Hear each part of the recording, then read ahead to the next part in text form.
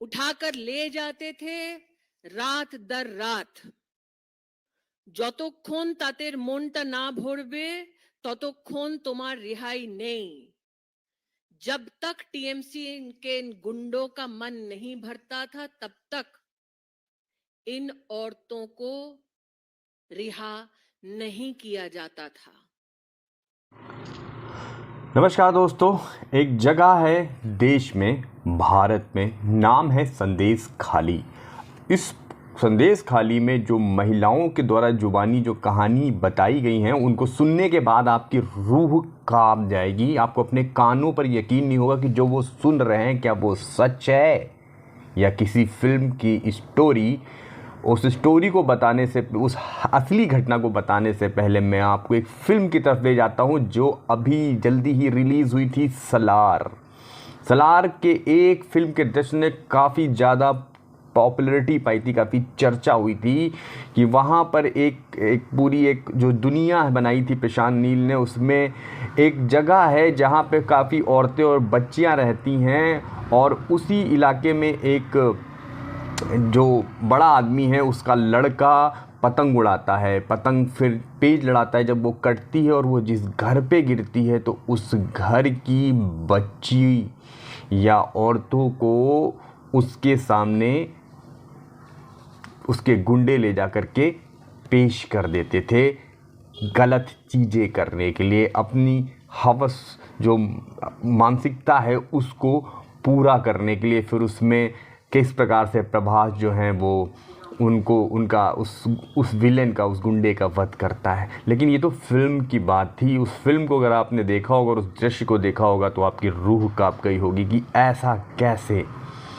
लेकिन ये मैं बात जो करने जा रहा हूँ संदेश खाली की, ये हकीकत बात है और काफ़ी सोचने वाली है कि भारत जो आज मून पर पहुँच गया है और इतनी बड़ी बड़ी बातें होती हैं, वो उस देश में अभी भी ऐसा हो रहा है जो हम फिल्मों में देखते हैं, जो कहानीकार अपनी कथाओं में लिखते हैं, फिल्मों को और मार्मिक बनाने के लिए, बेचने के लिए। स्मृति ईरानी जो इस समय मौजूदा केंद्रीय सरकार में मंत्री, उन्होंने एक प्रेस कॉन्फ्रेंस करके जो है ये बताया और वीडियोस भी आप जा कर के सोशल मीडियाज़ पे उन वीडियोस को देख सकते हैं। बात तब सामने आई जब वहाँ की महिलाएं संदेश खाली की खुद सड़कों पर आ गई और उन्होंने वहाँ के लोकल पत्रकारों को बताई अपनी व्यथा। अब ये जो स्मृति ईरानी ने बताया कि वहाँ पर टीएमसी एक पार्टी है जिसकी अभी सरकार है पश्चिम बंगाल में, ममता बनर्जी की, उनके गुंडे वहाँ जाते थे और चेक करते थे कि कौन लड़की बहुत सुंदर है या जिसकी उम्र बहुत कम है, और फिर उसको चिन्हित करने के बाद वो बोलते थे उसके घर वालों को, अगर लड़की शादीशुदा है तो वो कहते थे कि कोई फ़र्क नहीं पड़ता कि आपकी पत्नी है, लेकिन अब ये हमारी है। और टीएमसी के गुंडे उसको ले जाया करते थे और जब तक उनका मन नहीं भरता था और तब तक वो उसको नहीं छोड़ते थे। कितना घिनौना है सुनने में, ये बिल्कुल एक फ़िल्म लग रहा है कि मैं आपको फ़िल्म की स्टोरी सुना रहा हूँ या मैंने सुनी है, लेकिन ये हकीकत है। ऐसा खबरों में निकल के आ रहा है। देश की केंद्रीय मंत्री उन्होंने ये आरोप लगाए हैं। उन्होंने ट्रांसलेट किया था, वहाँ की जो महिलाएं बंगाली में बोल रही थी उसको उन्होंने हिंदी में ट्रांसलेट किया।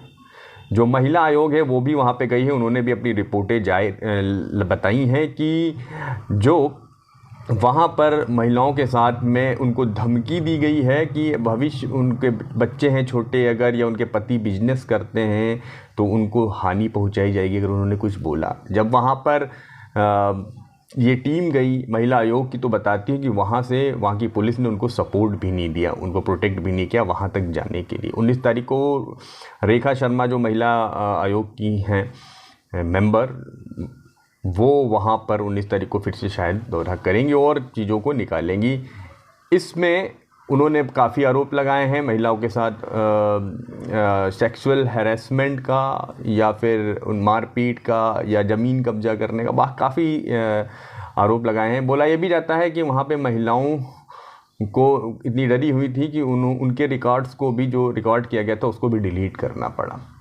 तो इस तरीके का मतलब खुलेआम बंगाल में जो है चीज़ें चल रही हैं। लेकिन हमारा जो विपक्षी पार्टी है इस वक्त देश में, वो क्यों मौन है? क्योंकि केंद्र में भारतीय जनता पार्टी ये उठा रही है, उसकी सीधी फाइट है बंगाल में ममता बनर्जी के साथ में। हो सकता है शायद भाजपा भी ये ना बोलती, लेकिन बाकी पार्टी, जब मुद्दा ऐसा हो, देश की महिलाओं का हो, बहन बेटियों का हो, तो वहाँ पर पार्टी, धर्म, जाति कहाँ से आ जाता है?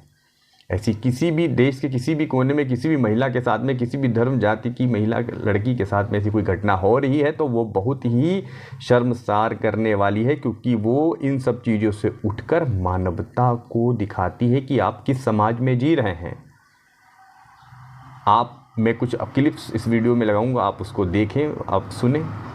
और ये भारत के लोकतांत्रिक इतिहास में पहली बार था कि इतनी बड़ी संख्या में महिलाएं लंबे अरसे से अपने साथ होने वाले शारीरिक शोषण की शिकायतें करते हुए खुलेआम इंसाफ मांग रही थी और सियासत की संवेदनाएं उन्हीं से सवाल कर रही थी। बांग्ला में उन महिलाओं ने पत्रकारों से गुहार लगाते हुए कहा, टीएमसी के गुंडों के बारे में, पार्टीर लोक देखे जावे कौन बाड़ीर बहू देखते सुंदर।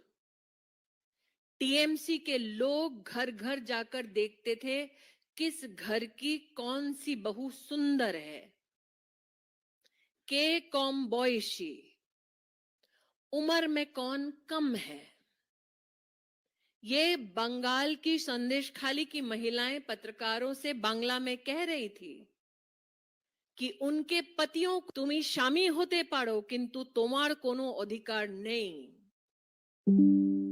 जिन औरतों को आइडेंटिफाई किया जाता, उनके पतियों से कहा जाता कि तुम इसके पति हो सकते हो, लेकिन अब तुम्हारा इस औरत पर कोई अधिकार नहीं है। इन बांग्ला की संदेश खाली की महिलाओं ने पत्रकारों से कहा, निये चले जाबे रातेर पर रात, उठाकर ले जाते थे रात दर रात। যতক্ষণ তাদের মনটা না ভরবে ততক্ষণ তোমার रिहाई नहीं। जब तक टीएमसी के इन गुंडों का मन नहीं भरता था, तब तक इन औरतों को रिहा नहीं किया जाता था। में ही मिलेगा। यहाँ हमें महिलाएं तो मिली, लेकिन उनके मन में एक डर था शाहजहां शेख और उसके साथियों को लेकर। लिहाजा उनकी शर्त ये थी कि वो चेहरा और कपड़ों की पहचान छुपाकर ही बात करेंगी। आप जितना छुपाना चाहती थी, आप आंकड़े नहीं बताना चाहती, क्योंकि आप एफआईआर दर्ज ही नहीं करती हैं। आप महिलाओं के साथ हो रहा टॉर्चर है, अनुसूचित जाति की महिलाएं हैं जो मछुआरा वर्ग की हैं, मछली पालन का काम करती हैं, अनुसूचित जाति के लोग, उनके साथ आप घर बुला बुला कर टॉर्चर करते हैं। आपके नेता, आप उनको संरक्षण देती हैं, आप उनको संभाल कर अपने पनाह देती हैं। तो आपको मैं चाहती हूँ कि देश आपको माफ नहीं करेगा, देश आपको एक एक सवाल का जवाब मांगेगा, क्योंकि आज एक बहन हमारे सामने हिम्मत करके आई है, वो अपनी आप बीती आपके सामने भी रखेगी। और हम लोग पूरा कमीशन, क्योंकि कमीशन किसी से डरता नहीं है, कमीशन एक संवैधानिक पद है और हम लोग इन्हीं की हितों की रक्षा करने के लिए हम लोगों को भेजा गया है। आपकी क्या प्रतिक्रिया है? आप कमेंट्स बॉक्स में शेयर करें और इस वीडियो को ज़्यादा से ज़्यादा शेयर कीजिए, जिससे ये लोगों तक पहुँचे और वो जाने कि इस देश में जहाँ पर वो इतने बड़े बड़े सपने दे रहे हैं, ऐसी चीज़ें भी हो रही हैं जो उन्होंने सिर्फ कहानियों में सुनी है, फिल्मों में देखी है। ये वीडियो यहीं पे समाप्त करते हैं, मिलते हैं नेक्स्ट वीडियो में, तब तक के लिए धन्यवाद।